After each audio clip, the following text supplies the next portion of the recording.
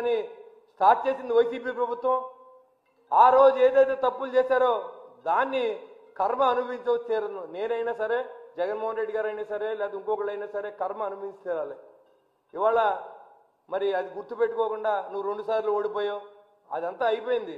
ఓడిపోయిన 10 సంవత్సరాలు ప్రజలతో ఉండి, ప్రజల మధ్యలో ఉండి, ప్రజల కష్టాల్లో ఉండి, సొంత సంపాదనని ఈ రాష్ట్ర చరిత్రలో ఎవరో కూడా రైతులను కానీ ఆదుకున్న పరిస్థితి లేదు. ఇవాళ కౌలు రైతు చనిపోతే 1 లక్ష రూపాయలు ఇచ్చారు. పులివెందుల్లోనే 24 లక్షల రూపాయల పేమెంట్ జనసేన పార్టీ ఇచ్చింది. అది పవన్ కళ్యాణ్ గారు సొంత డబ్బుతో. దానికి ఏం సమాధానం చెప్తావని చెప్పి కూడా ఆ రోజు నువ్వు ముఖ్యమంత్రిగా ఉన్నావు, నువ్వెందుకు ఇవ్వలేదని అడుగుతున్నావు జగన్మోహన్ రెడ్డి. కాబట్టి వీటిలన్నిటికీ ఆన్సర్ చేసి సభకు వచ్చి మాట్లాడవలసిందిగా నేను కోరుకుంటూ, మరి ఇంకెప్పుడు కూడా అన్యాయమైన ప్రెస్ మీట్లు పెట్టి ప్రజల్లో ఉనికి కోసం వద్దు.